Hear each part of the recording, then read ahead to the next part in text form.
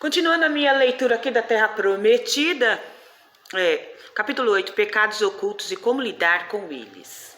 Vou ler direto do livro, não vou ler Josué. Você pode abrir Josué 7 e ler na tua Bíblia. Para dar ao povo de Israel a terra que ele havia prometido a Abraão, Deus impôs uma condição à observância de todos os mandamentos escritos no livro da lei dado a Moisés. Jericó foi a primeira cidade a ser conquistada, e os capítulos 5 e 6 mostram como Josué chama e prepara os israelitas para a guerra com aquela cidade fortificada.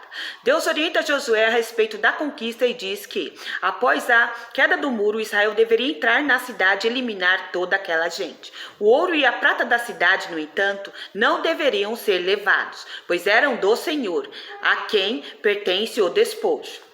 Mais tarde, revela-se o objetivo prático de tal ordem, que era a construção do templo de Deus, pois para que se executassem as obras seriam necessários os recursos ali encontrados. Assim, o despojo encontrado em Jericó era condenado para Israel. O povo obedeceu a Deus, como vimos no capítulo 6. O capítulo 7, porém, narra um episódio de desobediência, é o que veremos agora. O pecado de Acã e a derrota de Israel. Um soldado no meio daqueles milhares de israelitas resolveu desobedecer a Deus e se apossou de alguns bens preciosos e os guardou em sua tenda. Isso trouxe grande desgraça ao povo de Israel, pois a próxima cidade, Ai, menor que Jericó e aparentando ser uma conquista fácil, tornou-se uma grande derrota para o exército de Josué. Na lição do capítulo 7 é que o segredo da nação de Israel era a presença do Deus no seu meio. Os israelitas eram inferiores, militarmente falando, às nações daquela terra. Eles não tinham estratégias, não conheciam a região e estavam em desvantagem em relação aos povos que ali habitavam. O que daria a Israel a vitória era a presença de Deus, e ele era o segredo e a força da nação. No momento em que o Senhor já não estivesse mais com o povo, este estaria entregue nas mãos dos seus inimigos. Podemos resumir o capítulo 7 desta forma: se Deus é por nós, quem será contra nós? E se ele for contra nós? Veremos que só existe uma coisa que coloca Deus contra o seu povo.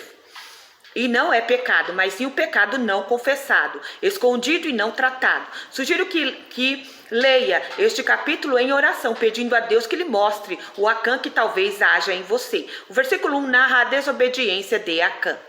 Mas os israelitas cometeram a transgressão no caso do anátema, pois Acã, filho de Carme, filho de Zabde, filho de Zerá, da tribo de Judá, tomou do anátema, e a ira do Senhor acendeu-se contra os israelitas. Se avançarmos no capítulo 21, veremos o próprio Acã confessar o que fez. Quando vi entre os despojos uma boa capa babilônica, 200 ciclos de prata e uma barra de ouro do peso de 50 ciclos, eu os cobicei e os tomei. Estão escondidos na terra, no meio da minha tenda, e a prata está debaixo da capa. Aqui vemos a dinâmica do pecado. Primeiro Acã vê, depois cobiça, em seguida toma e por último esconde. É assim que o pecado funciona. Primeiro colocamos os olhos onde não devemos, depois cobiçamos o que vimos e em seguida damos um jeito de tomar ou praticar tal coisa e, por fim, escondemos os rastros, para que ninguém saiba o que fizemos, porque a nossa consciência diz que aquilo está errado, e assim preferimos ocultar. Foi o que Acã fez. A sequência do pecado, 7, 2, 21. Note, voltando ao primeiro versículo, que Acã pensou que ninguém estava vendo, mas Deus estava. E diz o texto que sua ira se acendeu contra os filhos de Israel. Quem pecou não foi Acã? Porque a ira do Senhor se acendeu contra os israelitas? Porque o texto não diz a ira do Senhor acendeu-se contra Acã?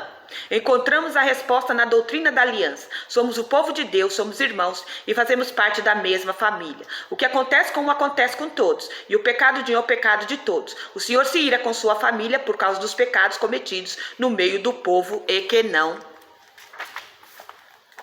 estão sendo tratados. A ira de Deus se acendeu contra toda a nação por causa de um homem. Quando alguém peca e esconde seu pecado, pode pensar que nada está acontecendo, mas isso vai afetar o seu cônjuge, seus filhos, sua igreja, seu local de trabalho e todas as pessoas ao seu redor. O salário do pecado é a morte, e não podemos fugir de Deus. A derrota vem depois da desobediência. Veja o que diz o texto, 7, 2, 5. Lembrando que Josué não sabia ainda o que havia acontecido. De Jericó, Josué enviou alguns homens a Ai. talvez 24 quilômetros morro acima, que está junto a Bet-Aven, ao oriente de Betel. E ele lhes disse, subi e espionai a terra. Os homens subiram, espionaram a Ai, eles voltaram a Josué e lhes disseram, nem todo o povo deve subir, subam apenas um ou dois, 3 mil homens para destruir Ai. Não canses a todo o povo ali, porque há poucos habitantes. Assim subiram cerca de 3 mil homens do povo, mas eles fugiram diante dos homens de Ai. E os homens de Ai mataram